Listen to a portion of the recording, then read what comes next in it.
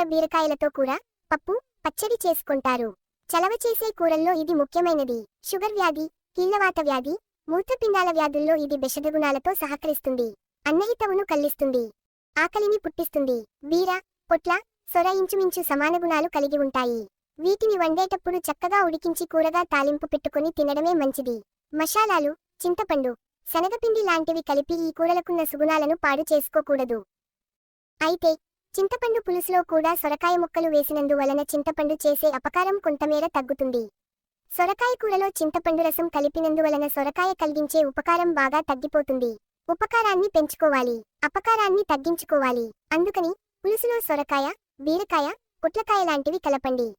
చింతపండు చేసే చెడు తగ్గుతుంది. బీర, పొట్ల, సొరకాయల వైద్యగుణాలు పొందదలిచిన వారు మాత్రం ఈ కూరల్లో చింతపండు, మసాలాలు వగైరా హానికరమైనవి కలపకండి.